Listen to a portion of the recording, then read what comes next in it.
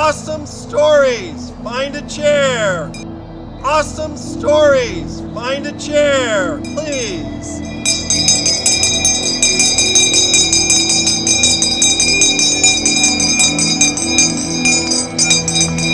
Three minutes!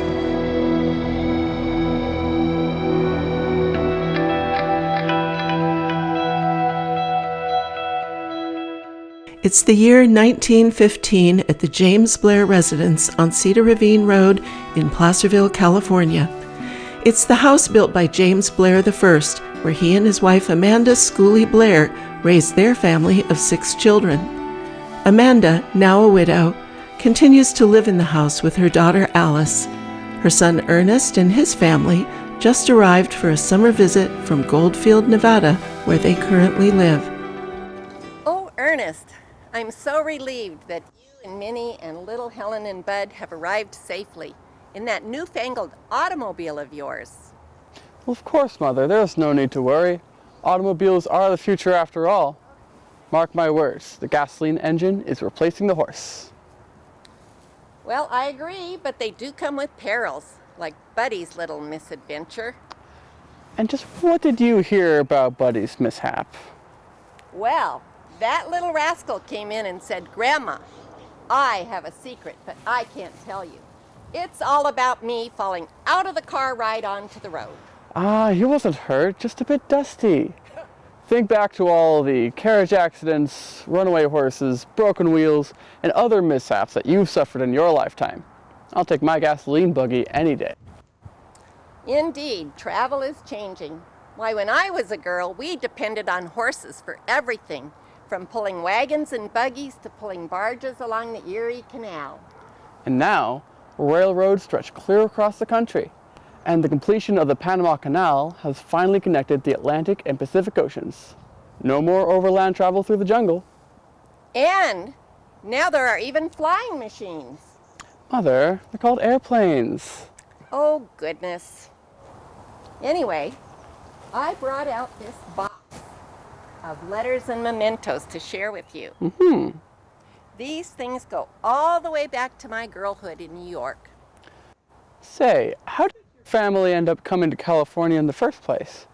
I know your father, Ezra Schooley, was the first to come. Okay, here's the story. As you know, we lived on a farm back in Ovid, New York. I was the 6th of 9 children. Mother and father worked very hard, growing crops and raising beef and poultry. Mother would can fruits and vegetables from our garden to help us get through those long, cold New York winters. But at times we struggled.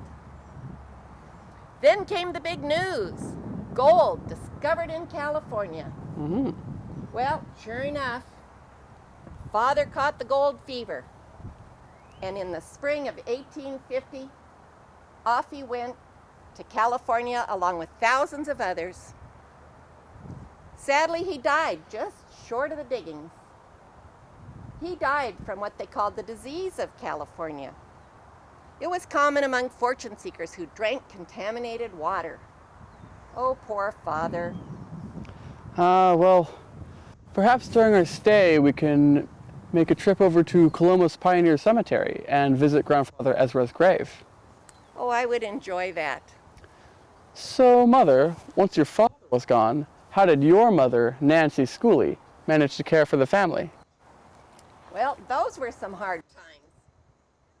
The older boys helped Mother to run the farm, but I was only 8 years old.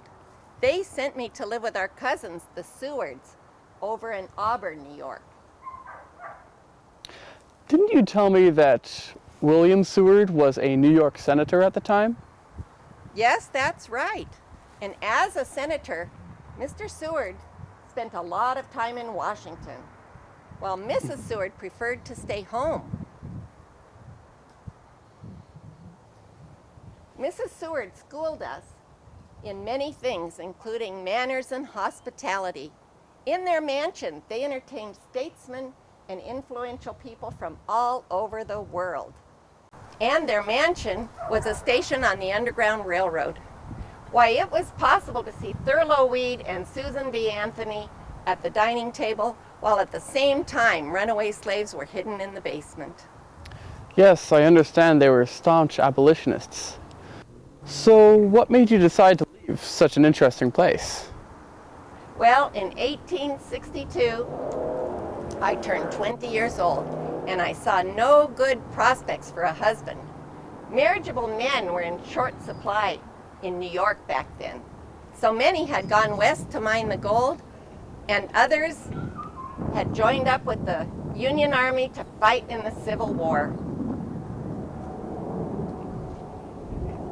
Even my own brothers, William and Henry, had settled out there, and they wrote to me, lamenting the lack of women in gold country. They begged me to come out and keep house for them, and that is just what I did. And the rest of your family followed along later, is that right? Yes, in time. 7 of us, including Mother, all came to California and Nevada. Coming to Placerville was the best move I ever made. My brother William introduced me to your father, who I was aware was James Blair of the J&J Blair Lumber Company. When I first met him, I could hardly understand his Scottish brogue. And when he was with his brothers, I couldn't understand a word they said. As we courted, I found James to be a kind and God-fearing man, and he was quite taken with me. He asked me to marry him and to come and live at Sportsman's Hall. Well, Sportsman Hall was a wild, rough and tumble place back then, always swarming with hundreds of men, horses, oxen, wagons, and stagecoaches. Every man and beast in need of food, water, and rest while on their way to the Comstock. To tell you the truth, the excitement of life at Sportsman's Hall beckoned me. I said yes to James, and the rest is history. Once we started our family, I grew concerned that the hall was not a good place for a young family. I wanted our children to know of the finer things in life. I yearned for dinner at a table with elegant linens, glassware, and fine china. When your father, with the help of his brothers, built this lovely home right here on Cedar Ravine, we moved in and I was very content. It was such a wonderful place to raise you and your brothers and sisters. Yes, I agree. I loved growing up in Placerville. As a young man, I enjoyed exploring the countryside, finding terrific fishing spots and places for hunting. I also enjoyed keeping company with some of Placerville's young ladies, but none ever really caught my eye until I met Minnie Pauline Nichols. She worked in the post office and would come out to meet the train every day to collect the mail.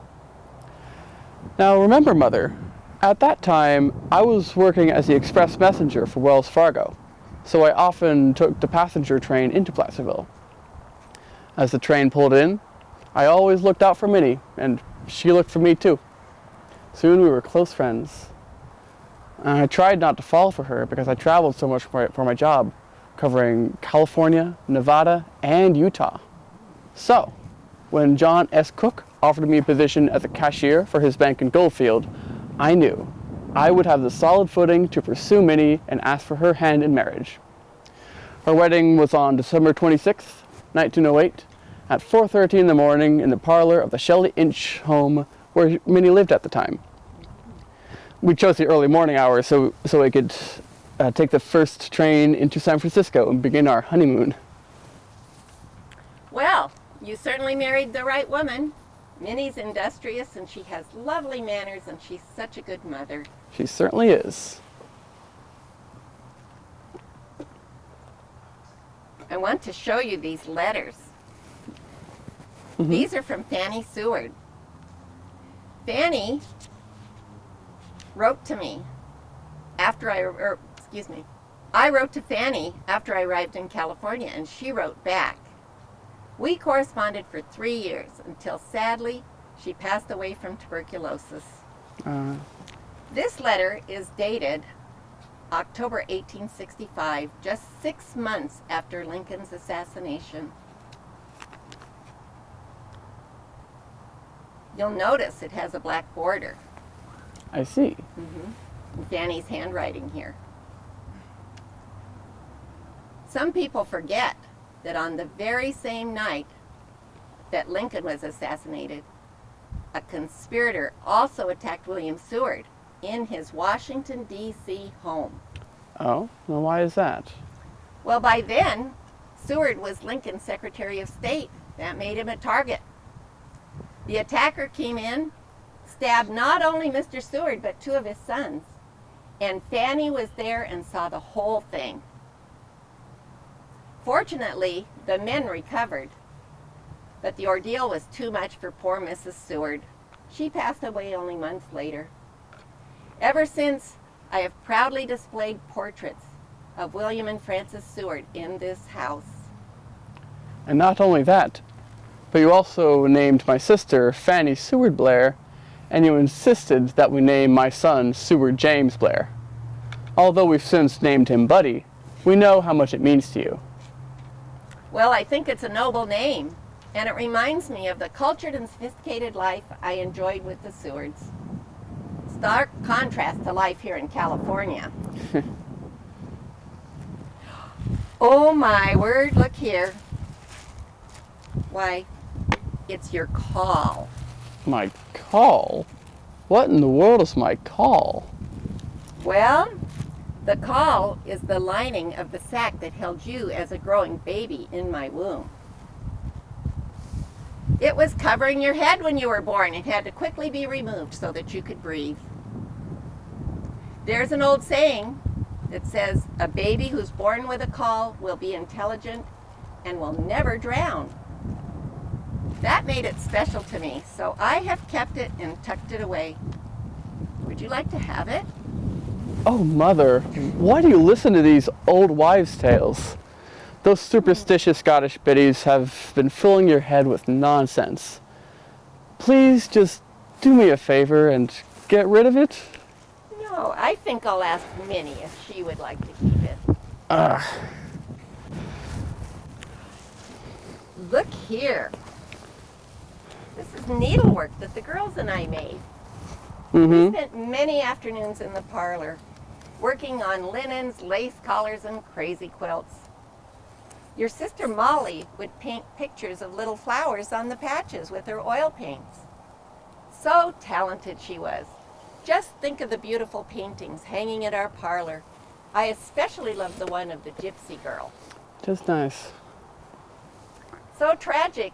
Molly finished her work here on Earth at the young age of 36. That malarial fever took the lives of so many young people. I will always mourn our dear Molly, but I'm blessed that we had her with us as long as we did. And, of course, I still have Alice.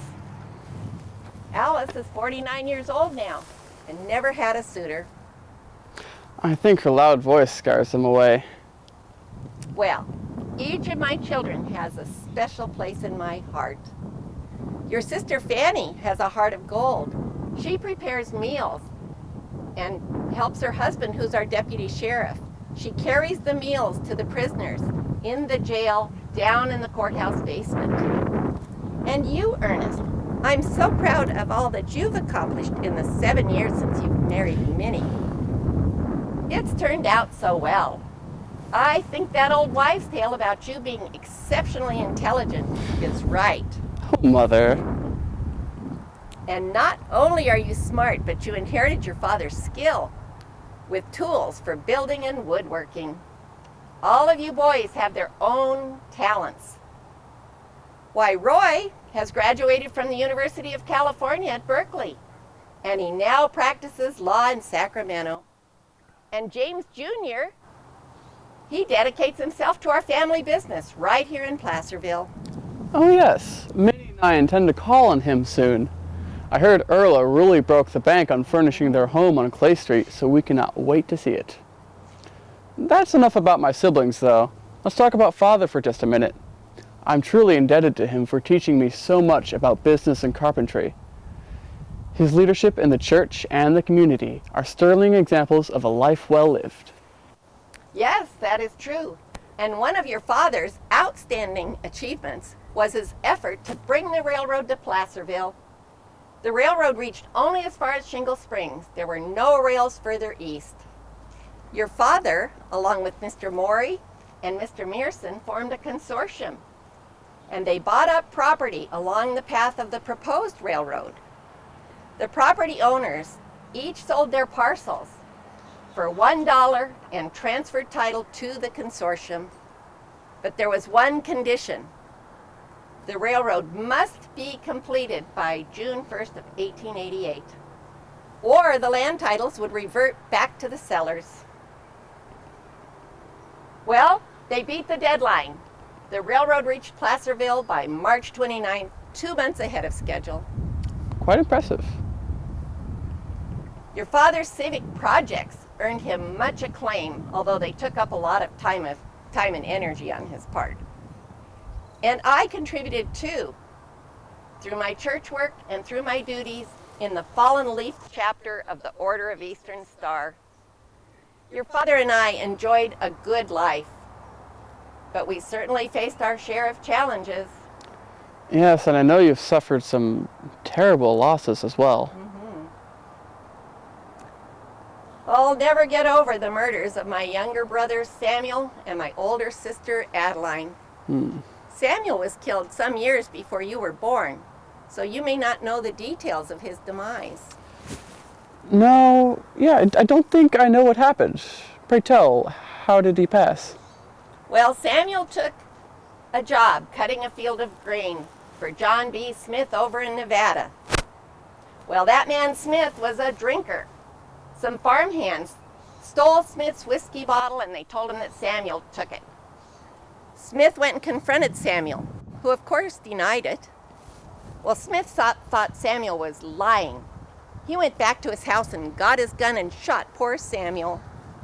What a sad and senseless way to die. I do remember the murder of Aunt Adeline, though. There's a newspaper article about it here in this scrapbook where I read all the details. Oh. I was only 12 years old at the time.